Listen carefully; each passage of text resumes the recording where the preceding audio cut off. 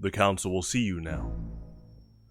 Longtime favorite rock-type Pokemon, the Pachycephalosaurus himself, Rampardos, has been an awesome Pokemon since Gen 4. I've been a big fan of his, and definitely my favorite dinosaur as well. And one thing I love about him is not just his design, but the way you can implement his strengths while trying to work around different ways that matchups might be tough for him. So Rampardos is a Pokemon with 97 HP and 165 attack. He's got 65 special attack, and you know his stat spread is supposed to be below average for the defenses and speed. In terms of average, it's around 88. If you look at like the starter Pokemon, which are kind of meant to be like kind of a strong jack of all trades standard for base stats, yeah, it's around that 87, 88 range.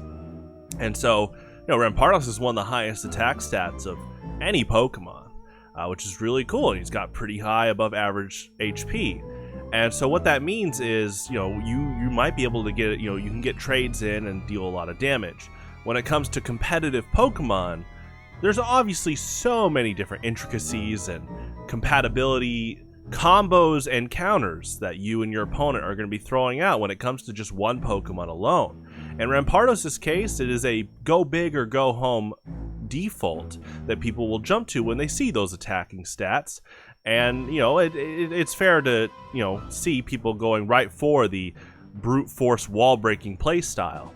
What's cool about Rampardos isn't just the fact that, you know, he's a glass cannon and that oftentimes when he does, you know, a head smash or rock slide, he often gets a KO, but it's also just the mindset of if your opponent is playing pretty safe, throwing out someone like Rampardos not only does a lot of damage, but in the world of, you know, PvP mind games, you can do a lot of what people call psychic damage, because someone might think, what on earth are you doing with that Pokemon?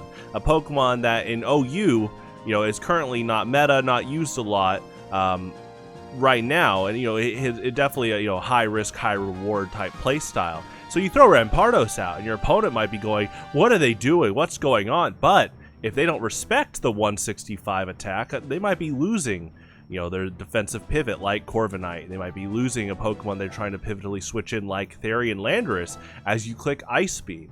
That's another cool thing about Rampardos is that 65 special attack stat can be dramatically boosted with Sheer Force and a Life Orb. So Rampardos has an ability that, you know, all effects of a move get removed, but the attack damage goes up by 1.3 times. You pair that with Life Orb, which is also 1.3 times, and yeah, your Ice Beam, Thunderbolt, Flamethrower, Fire Blast, Blizzard, Thunder, they're all doing a lot more damage because they all technically have extra bonus effects. You're starting to really hit past the 100 special attack levels that other Pokemon have, with a Pokemon that's, you know, clearly identified first as a physical attacker by a lot of people by default. So I love the fact that you can run a set that's, you know, pushing for physical head smash, rock slide moves, but if they switch in like a Therian Landorus that's supposed to lower your attack, you can Trojan Horse and Ice Beam, and oftentimes OHKO a lot of Landorus sets, you know, ×4 weakness to ice and just doing a lot of damage in general. What's so fascinating about Rampardos is that with Pokemon itself and PvP is that you have a Pokemon or a character, let's say T-Hawk in Street Fighter. You can see their strengths on the surface. You can see that Rampardos does a lot of high physical damage. You can see that T-Hawk is a grappler.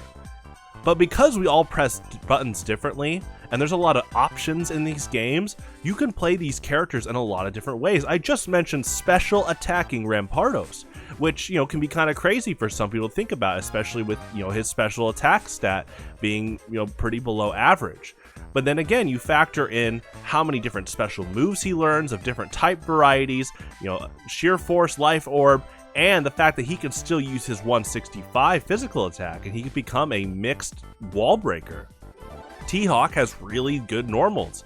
Just in like every game he's in terms of like range, He has great pokes in general. And so what becomes a grappler, you can actually play as like kind of a mid-range footsies character. A mid-range footsies character that the second your opponent slips up, you could still do a Mexican Typhoon for a lot of damage. The second your opponent slips up in Pokemon, you can still do a high, same attack type bonus Rock Slide with Rampardos. There's a beauty in like having these default strengths for characters, but you find all these different ways to pick yourself back up and keep at it when you're using other things in the character's arsenal.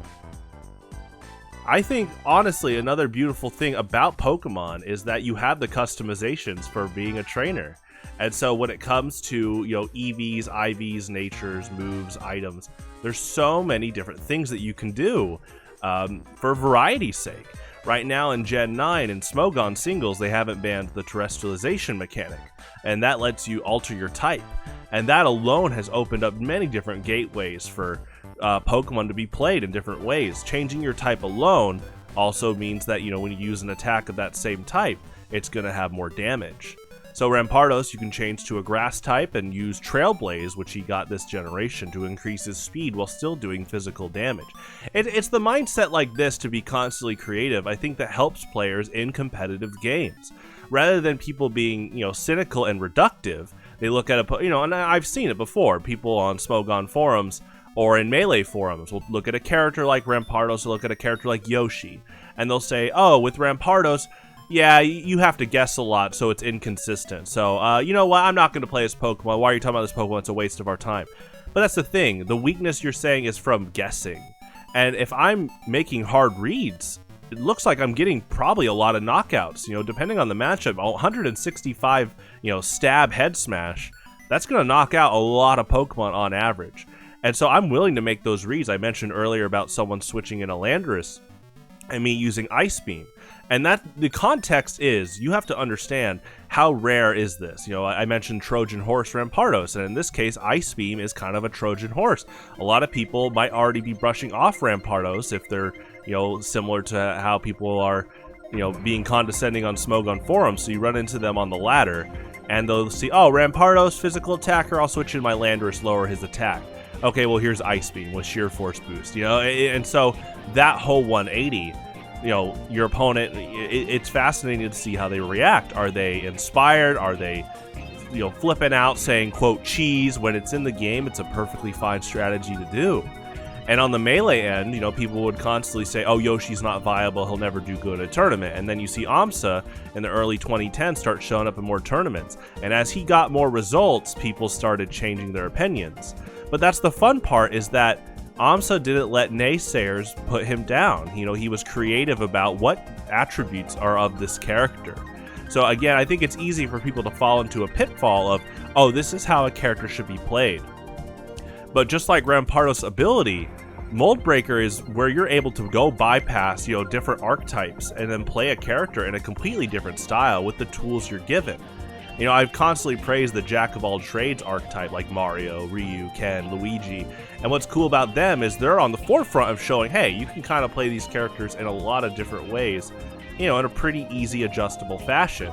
Well, what if I told you that, yeah, you can play a grappler like T-Hawk as kind of a mid-range keep-away character. You can play Guile as a rushdown character. Now, of course, you don't want to obviously be ignorant of their natural strengths. Guile's really good at, just being defensive and establishing space, and T-Hawk's really good at landing high damage command grabs and potentially going into a vortex after that. So you keep that in mind, but then you understand that you can creatively use your tools to play them in other ways. It can throw your opponent off, and the second you condition your opponent thinking, oh, this is special attacking Rampardos, you remind them that a head smash is heading towards Corviknight, and the Corviknight could have Rocky Helmet to punish Rampardos with the recoil damage. But that's the beauty of Pokemon. That's the beauty of competitive games with characters, is you pick a character, but you're the one piloting the character. So there's so many different ways to do that. And I'm a big fan of how Rampardos has also been implemented in the TCG over the years. He has Mold Breaker as, an attack, and they actually used the term Iron Skull as his Pokebody. A Pokebody is similar to an ability. And Iron Skull is actually what Mold Breaker is in the video games. In the video games, Mold Breaker basically says, whatever the ability of the defending Pokemon is, it doesn't matter. So, for example, Rotom has Levitate. It's an electric type, so normally Earthquake doesn't hit Rotom for super effective damage. But with Mold Breaker, it bypasses the ability. So Rampardos is a really cool, like, I'm gonna do my damage type character. And in the TCG, he had a similar way with his Platinum card, and there's other Rampardos cards that, you know, in general, they're all about dishing high amounts of damage. And the fun part is, you know, working around how to consistently do that damage or just be persistent and keep firing off like crazy. I know Seeking's excited because it's, you know, almost lunchtime, and I think we got some Chex Mix ready for him. But that being said, we'll cover him next week. Spoilers on there. I definitely, one thing I love to see in other competitors is they have a character they love to play. And instead of them listening to people saying like, oh, this character will never be good, they're establishing, what can I do with this character? What can I do with this character to have fun? And I actually think really, you know, I was on a competitive TF2 Discord a few weeks ago, and I just saw someone establishing, you know, this idea. This person wanted to play some maps we haven't seen in competitive in a long time. They were control point maps, right, for Highlander. And he was saying, hey, why don't we try this out? And, you know, there were people trying to say, oh, no, never. Why would we ever do that? That's awful. And his response was joy and whimsy. And I love that. That's actually one of his favorite replies ever. And it's true when it comes to just playing competitive games. Why do you compete? Why do you play? And so when you take a character you like, are you having fun? And you know what's really fun about that? Not only are you having joy from playing as the character using this Pokemon, but that competitive integrity, that competitive grit that you can develop to keep at it, never give up, and find different ways to put Lego blocks on top of the Pokemon, I think that can go a long way. I'm going to give these guys a rest. But I always enjoy their company. And I think that's kind of the beauty in Pokemon, is there's so many different shapes and sizes of these pocket monsters, different types, different attacks, different abilities, different items you can give them. And at the end of the day, we all play Pokemon differently. And it's fun to see what people bring to the table. And, you know, again, I think some people like to say, oh, by saying that, you know, what if my favorite Pokemon just happens to be Landorus, who often is played a lot in competitive? That's perfectly fine. If you're, you know, in Super Smash Bros. Melee, if your favorite character is Fox, that's awesome. I hope you enjoy playing Fox. And hey, if you throw out a few forward airs in neutral just to start a combo into an up air finish that might be seen as pretty rare nowadays, that's awesome too. Even a character like Fox that has a lot of competitive data, there's so many different new, unique ways that you could play him. And so when it comes to Rampardos and his awesome abilities, there's so many ways that you can just keep at it, break the molds of expectations, and keep making hard reads to do your best, reflect upon your losses, and reflect upon your wins. I love Monday, and I love this shirt. the Eat, Sleep, Stream, Repeat. This is from my brother for Christmas. And I think they mean the water stream, the one that I meditate on every week. Different universe, right? Okay, well, that being said, back to today, back to this great Monday, and I hope that you have a wonderful rest of the 2025 year. See you around. Have a good one.